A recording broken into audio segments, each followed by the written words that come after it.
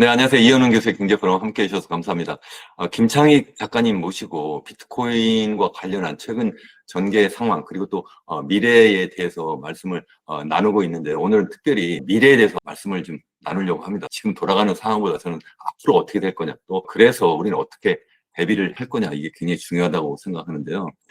여러분 한번 끝까지 시청하시면서 여러분 미래 자산을 키울 수 있는 좋은 기회가 됐으면 좋겠습니다. 김 작가님, 그러면 비트코인에 대해서 좀 더 거대 서사를 좀 이야기하면 좋을 것 같아요. 우리가 이렇게 가격이 떨어질 때마다 이거 사기 아니야? 가격이 오를 수 없고 결국은 이것은 거의 영원으로 수렴한다. 뭐 이런 이야기 하시는 분들도 계신데, 그러니까 이제 팔아야 되겠다. 이렇게 또 나가시는 분도 굉장히 많이 계시거든요. 그렇기 때문에 더더욱 이럴 때일수록 이 비트코인이 과연 화폐냐? 아니면 또 투자 자산으로서 정말 가치가 있는 거냐? 이런 것에 대한 이야기를 정말 해야 될 것 같아요. 김 작가님 보실 때 어떻습니까? 지금 비트코인 계속 화폐로 아니면 또 미래 가치 저장 수단으로서 우리가 계속 모아가야 되는 겁니까? 그럼요. 이제 그런 질문을 하시는 분들께 이제 제가 이제 반문을 하는 게 있는데, 금이 화폐인가요, 교수님? 저는 금이 화폐라고 생각 안 하죠. 한때는 화폐였는데 이제는 네네. 가치 저장 수단으로 바뀐 거죠. 그럼에도 불구하고 금은 지금 화폐로 이제 어느 정도 서서가 형성이 돼 있잖아요. 그러니까 금을 지금 어디 가져가면 안 받아주는 사람 없으니까. 근데 이제 교수님 말씀대로 지금 달러나 원화로 결제를 하거나 지금 크레딧 카드로 결제를 하는데, 그럼 금이 거래 수단이냐라고 물어보면 사실은 거래 수단은 아니죠. 그럼에도 불구하고 금을 우리는 화폐라고 하거든요. 그래서 비트코인이 비슷한 지금 상황이라고 생각을 합니다. 그러니까 금이 화폐라고 하는 여러 가지 이유 중에 하나는 이제 가치를 저장해주는 가장 유용한 수단으로서 이제 화폐로 얘기하는 것 같은데, 우리가 흔히 얘기하는 화폐의 3대 조건, 그러니까 거래, 척도, 교환 수단으로서의 어떤 화폐인데, 이 세 가지를 100%다 만족하는 화폐는 역사상 없었거든요. 지금 달러는 저장 수단이 아니잖아요. 그렇다면 저장 수단이 일단 기본적으로 선결이 돼야 척도나 이제 교환 수단이 되는 거거든요. 근데 달러는 지금 일단 기본적인 첫 번째 이제 전제 조건인 그 가치의 저장 수단이 아니에요. 그런데도 우리는 지금 달러로 화폐라고 하죠. 그러니까 그 기존에 우리가 화폐라고 하는 엄격한 틀에서 벗어난 사고가 좀 필요하다고 생각을 합니다. 그러니까 우리가 지금 화폐라고 하는 거는 굉장히 광범위한 어떤 개념을 머릿속에 직관적으로 담고 있어요. 근데 우리는 지금 논쟁을 이제 하는 분들의 대표적인 공격 요소가 이제 그 화폐 3요소를 가지고 자꾸 얘기를 하시니까 이제 화폐가 아닌 걸로 자꾸 이제 매듭이 지어지곤 하는데, 그러면 기본적으로 전통 경제학자의 아버지라고 하는 그 애덤 스미스가 화폐를 뭐라고 했나 한번 찾아봤어요. 그 애덤 스미스가 화폐를 정의하기를 수고와 기여에 대한 청구권이라고 표현을 했더라고요. 그러니까 이거는 이제 가장 원시시대의 화폐는 조개 껍데기인데, 그 조개 껍데기를 자맥질을 해서 패고, 그 패낸 조개 껍데기를 세척하고 말려서 그거를 구멍을 뚫어서 목걸이로 거는 작업들을 해야 돼요. 그러면 이거는 당시에 그 기준으로 보면은 거의 한 달 정도의 시간을 써서 조개 껍데기로 만들어진 목걸이를 만드는 건데, 그러면 그 조개 껍데기가 화폐로 이제 통용됐던 거는 누군가는 자맥질을 해서 이 조개 껍데기를 캐서 세척해서 이제 뚫어서 꿰다라는 이 수고에 대한 데이터인 거죠. 그러면 한 달 정도의 노동력이 들어간 그 노동력에 대한 데이터인데, 이 데이터를 내가 목에 가지고 다니면서 그 커뮤니티 내에서는 이걸 다른 사람한테 제시했을 때 한 달의 노동력을 내가 청구할 수 있는 청구권이 되는 거예요. 이 목걸이를 너에게 줄 테니 우리 밭에 와서 한 달 동안 일해줘 라고 하면, 그걸 받는 사람은 그 커뮤니티 내에서는 저 목걸이는 한 달에 대한 노동권의 청구권이라는 것을 공통적으로 인식하고 있다는 거죠. 그래서 애덤 스미스나 칼 막스나 사토시 나카모토의 눈에는 그 화폐라는 거는 노동력에 대한 청구권이에요. 그러니까 그 노동력이 얼마큼 투입됐고, 그럼으로 인해서 이 화폐를 만들어지는데 투입된 노동력만큼 내가 이 화폐를 제시하면 그 노동력을 받을 수 있다라는 청구권, 데이터, 장부, 이제 원장인 거죠. 이런 개념이 화폐라고 보면은 결국 화폐라는 거는 그 시대의 어떤 상품을 만드는 데 들어가는 가장 중요한 에너지에 대한 장부고, 그 장부는 교환할 때 그 에너지만큼의 에너지를 청구할 수 있는 청구권이 된다는 개념이거든요. 그러면 최근에 이 개념을 그럼 미래의 화폐는 무엇이 될까라고 이제 추론을 해보면, 일론 머스크가 인도계 인플루언서하고 인터뷰한 대담이 지금 유튜브에 한 2시간짜리 인터뷰가 있는데, 그걸 한번 풀로 좀 보시기를 시청자분들께 권해드리는데, 거기에 핵심적인 내용이 미래의 화폐는 비트코인이다라고 이제 일론 머스크가 얘기하면서, 그게 왜 그러냐 하면 화폐는 원장이다. 데이터 장부다라고 이제 일론 머스크가 얘기를 합니다. 에너지에 대한 장부라고 얘기를 해요. 근데 미래의 에너지는 전기고 그렇기 때문에 미래의 에너지에 대한 원장인 전기에 대한 원장인 비트코인이 미래 화폐가 될 거라고 얘기를 하거든요. 이제 그걸 이제 중간에 세부 단계를 그냥 설명을 드리면은 노동력에 대한 원장이었는데 그게 왜 전기에 대한 원장이 되는 거냐라고 하면 그 앞으로 노동력 원장으로서의 화폐의 개념은 사라질 거다라고 일론 머스크가 얘기를 합니다. 그게 왜 그러냐면 노동력이 필요 없는 세상이 되기 때문에 그래요. AI와 휴머노이드가 앞으로 공장에서 이제 100% 생산에 투입되는 일을 하게 되는데 그러면 사람의 노동력은 가치가 제로가 되는 거죠. 직관적으로 그 사람의 노동력이 투입되지 않으니까 사람 노동력에 대한 가치는 제로가 된다. 그러면 노동력의 원장으로서의 화폐는 가치가 제로니까 앞으로는 사라질 거다라는 얘기죠. 그렇다면 그 노동력을 대체하는 휴머노이드에 대한 원장이 되어야 되는 거예요.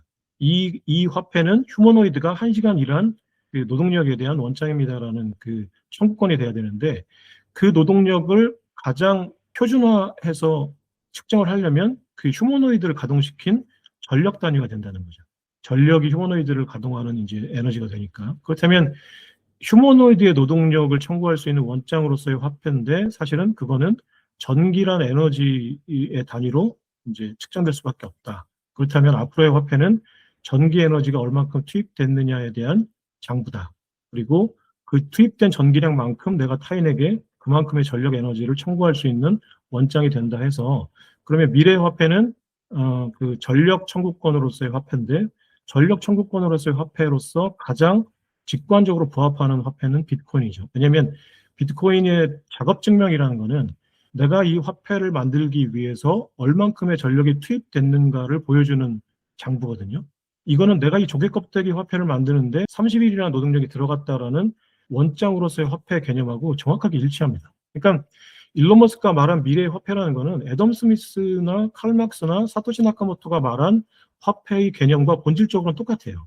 하지만 그 원장에 담기는 청구권의 대상이 무엇냐만 달라진 거죠. 그건 과거에는 그 인간의 노동력이었지만 미래에는 휴머노이드의 노동력이고 그 척도로서 전력이 될 거라는 얘기죠. 그렇다면 미래의 어떤 에너지에 대한 청구권으로서의 화폐는 비트코인이 가장 직관적으로 부합한다. 하지만 지금 교수님의 지적해 주신 대로 비트코인이 그러면 10분에 하나씩 발행되는 이 무거운 화폐가 그러니까 비중이 철보다 이제 높은 금이라는 무거운 화폐가 화폐냐라고 이제 그 질문으로 수렴하게 되는데 만약에 이 질문에서도 금이 가치 저장 수단으로서의 화폐라고 인식이 된다면 비트코인은 가치 저장 수단으로 또는 에너지 화폐 시대 가치 척도의 기준이 되는 어떤 기축 자산으로서의 화폐로 자리매김할 거란 얘기죠. 그러니까 광의의 의미로 보면 비트코인은 전기 시대에 가장 부합하는 화폐의 기준이 될 거다. 하지만 실제로 우리가 실생활 단위에서 어떤 지불 수단으로서의 어떤 유틸리티로 가능하냐라고 하면 그건 이제 기술이 해결해 줄 거라고 생각하는데 지금 사회의 어떤 컨센서스를 보면은 블록체인이 지불 수단으로 쓰이는 어떤 그 기술의 발전은 프로그래머블 블록체인인 어떤 이더리움이나 솔라나 같은 다른 이제 메인넷들이 역할을 좀 어느 정도 일정 부분 하고 있다라고 보면 비트코인은 금처럼 이제 가치 저장과 어떤 가치의 어떤 기준으로서의 화폐로 자리매김하게 되지 않을까라고 생각을 하고 있습니다. 저는 일단 화폐는 계속 변할 수밖에 없다는 대전제에 일단 전적으로 동의하고요. 다만 김 작가님이 일론 머스크가 이야기한 것을 잘 설명을 해주셨는데 결국 변화한다. 비트코인 쪽으로 간다고 생각하는데 그 이유가 전력 사용량에 따라서 그에 따라서 뭐 비트코인 가격이 계속 상승할 수밖에 없다. 뭐 이런 식으로 설명할 수도 있겠지만 저는 뭐 예전에 조개 껍질부터 시작해서 화폐의 계속 변천을 보면 처음 원시 수렵사회에서 농업사회로 넘어가면서 상품화폐가 점점 더 공고화되고 거기에 이제 최고 정점에 있었던 것이 이제 금이었거든요. 금도 처음에는 화폐가 아니라 가치 저장 수단이었어요. 그러다 점점 더 교환의 매개 수단이 되었었는데 그러다가 이제 산업혁명이 진행되고 그러면서 산업화 사회로 이제 넘어가면서 너무 경제 규모가 커지고 그러면서 더 효율적인 화폐를 찾다 보니까 그 당시 이제 산업 국가들이 고안한 것은 처음에 이제 은행부터 시작을 하긴 했는데 그걸 금을 이제 베이스로 하는 화폐를 만든 거죠. 그러니까 금과 태환을 보장하는 일정한 비율을 정해서 교환하는 방식으로 이제 고정 환율제를 이제 했었잖아요. 그렇게 해서 계속 진행되다가 2차 세계대전이 끝나고 이제 미국만 금과 태환을 보장하는 고정 환율제를 하고 나머지 통화들은 달러화 이렇게 태환을 보장하는 방식으로 간접적인 고정 환율제를 계속 유지하다가 이제 1970년대 초에 닉슨 대통령이 아예 그것마저도 이제 중단하면서 아예 모든 통화가 그야말로 이제 명목화폐가 돼버린 거예요. 법정화폐가 딱 됐는데 그게 지금까지 왔는데 지금 말씀하신 것처럼 얘는 계속 이제 통화량을 막 늘릴 수가 있으니까 예전과 달리 금과 전혀 태환 비율이 없으니까 계속 증가하다 보니까 이거 아니잖아. 특히 이제 2008년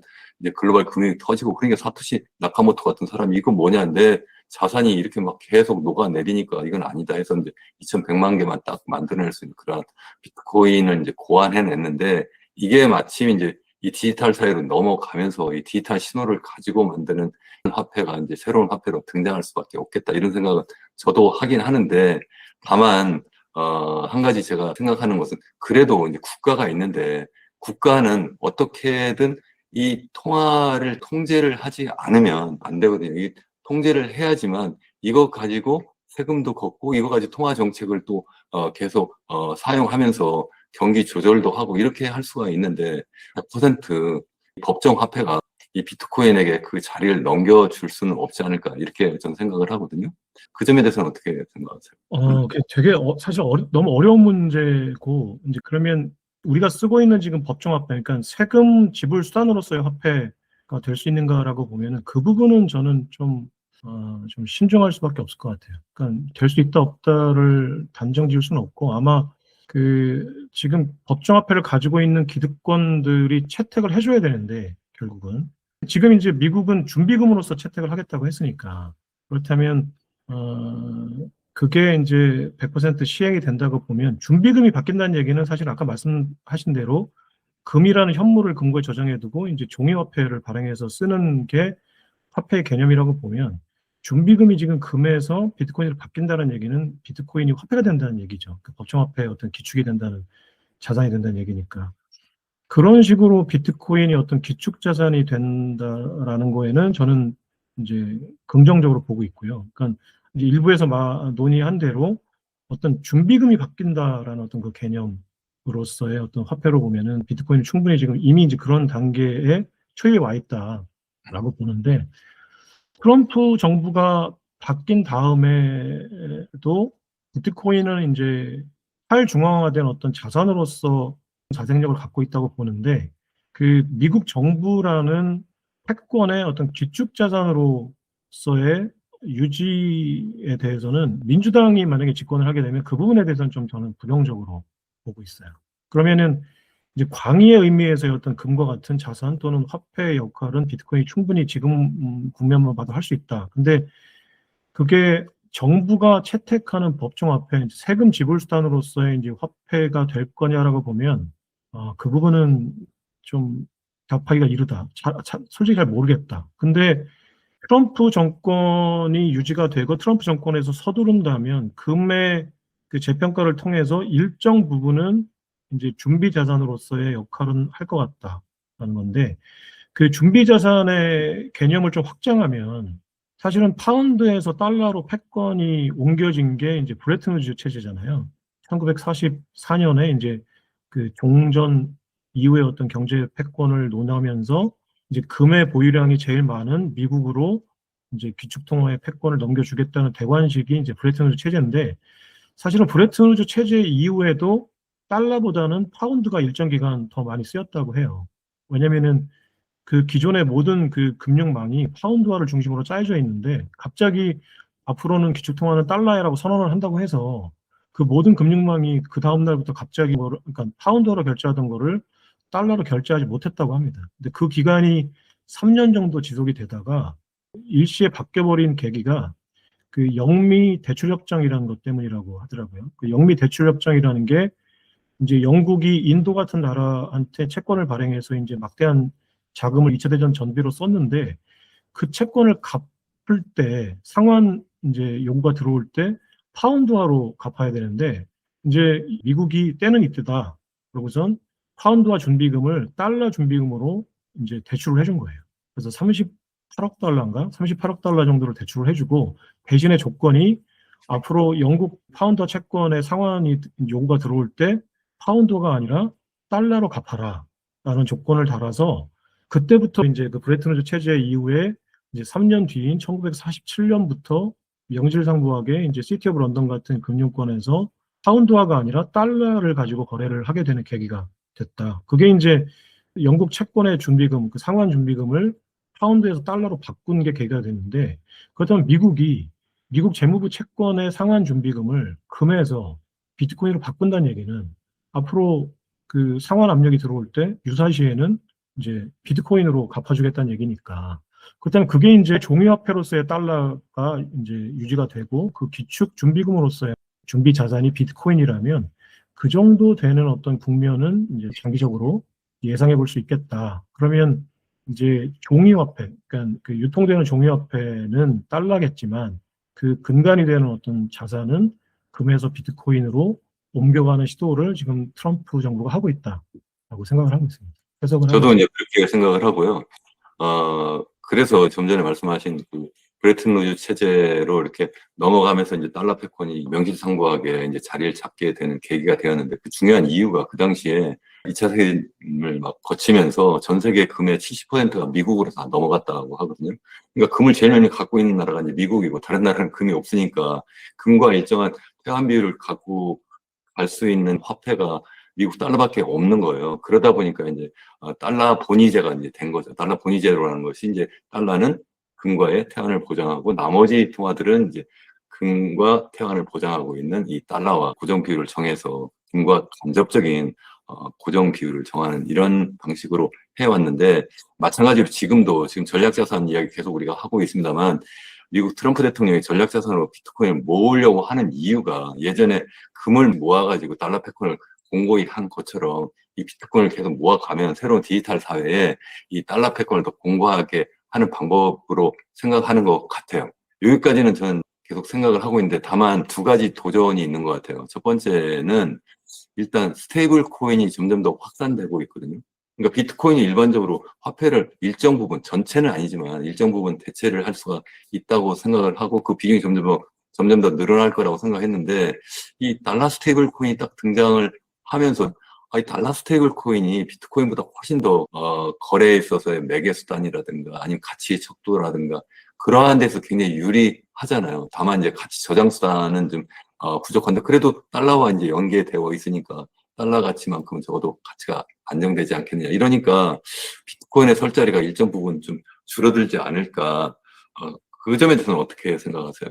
현재 현물금과 그 종이 달러의 관계가 온체인상에서 비트코인과 스테이블코인 간의 관계로 정립되지 않을까라는 생각을 해요. 그러니까 그게 왜 그러냐면은 말씀하신 대로 지금 비트코인은 어떤 지불수단으로서라기보다는 어떤 담보자산으로서의 역할 쪽으로 이제 세팅이 되고 기울어 가고 있는데, 스테이블코인은 지금 교수님 말씀하신 대로 사실상은 그냥 온체인 달러잖아요. 달러를 이제 준비금으로 예치금으로 이제 저장을 해놓고 이제 온체인상에서 유통되는 지불수단 달러인데, 사실상 달러인데, 저는 이제 그 스테이블코인 현재 그 지니어스 액트 상에서 규정해 놓은 그 준비금 요건이 장기적으로는 변화될 거라고 생각해요. 그게 왜 그러냐면 지금 사람들이 스테이블 코인을 쓰는 가장 큰 이유, 온체인 그 블록체인 화폐에 눈길을 돌리는 가장 큰 이유는 달러의 가치가 계속 떨어지기 때문이거든요. 그러니까 지금 법정화폐인 달러나 원화의 가치가 계속 떨어지니까 내가 그 화폐를 보유하고 있는 게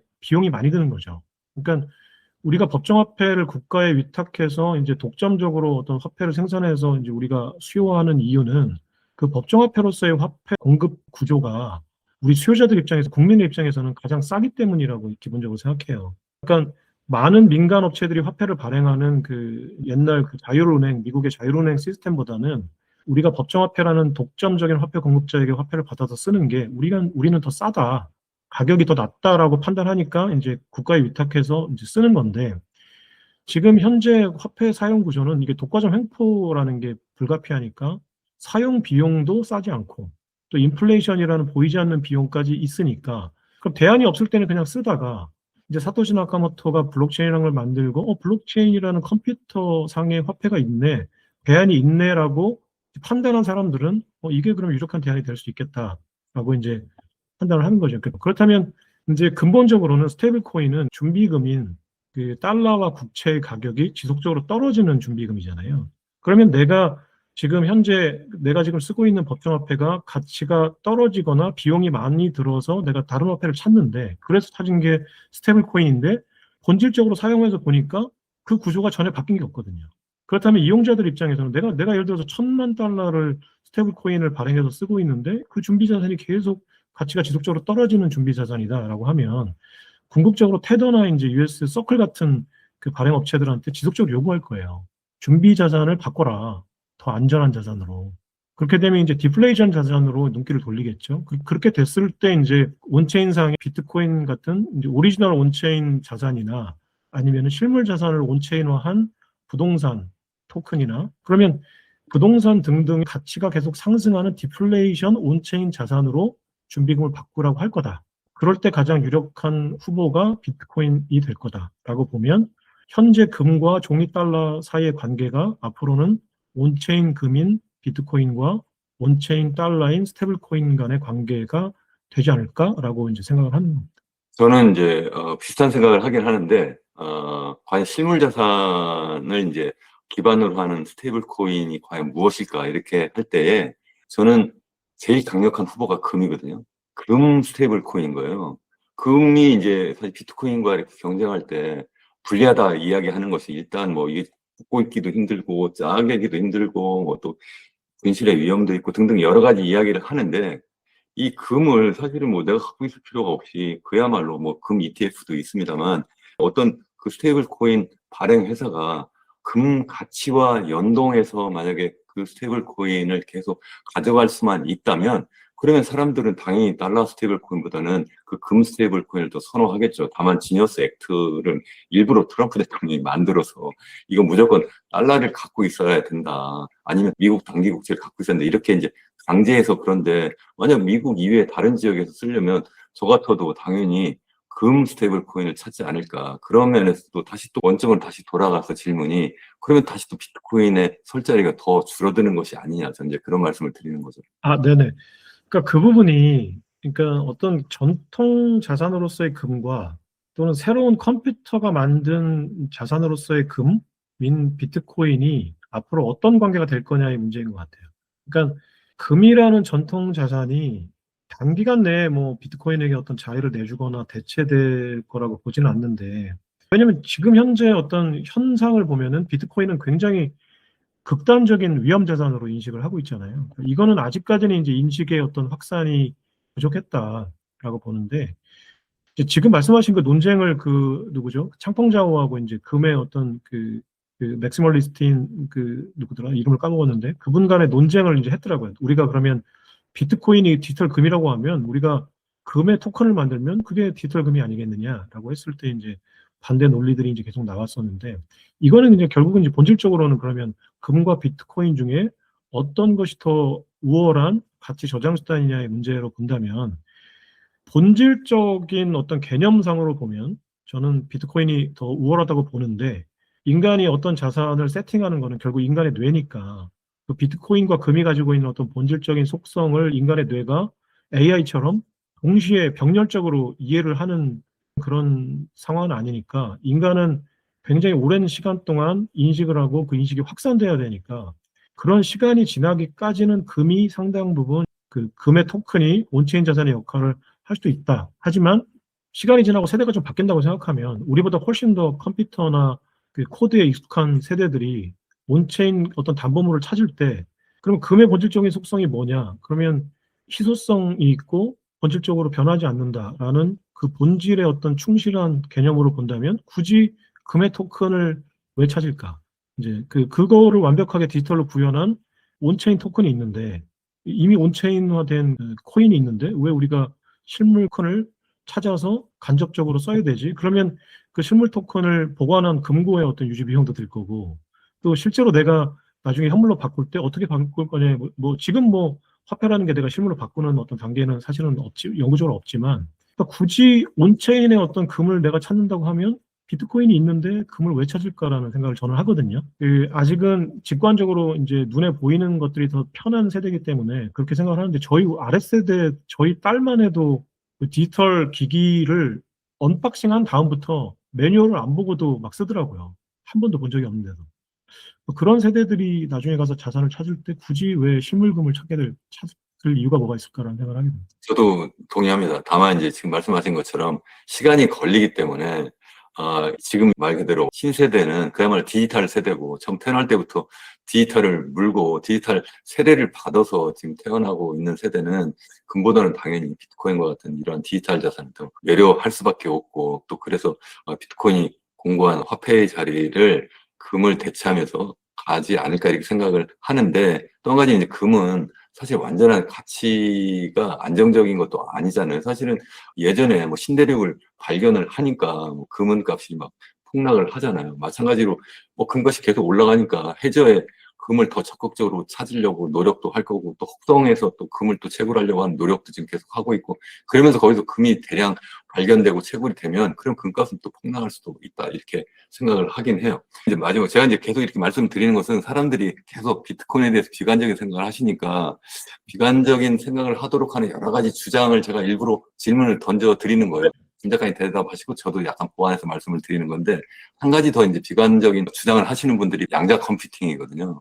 이 양자 컴퓨팅이 더 이제 기술이 발전하고 굉장히 빨리 되면서, 그러면 결국 비트코인의 그 암호를 해독하게 되면, 그러면 이건 그야말로 비트코인은 정말 아무 쓸모가 없는 거 아니냐 이렇게 주장하는데, 이에 대해서는 어떻게 생각하세요?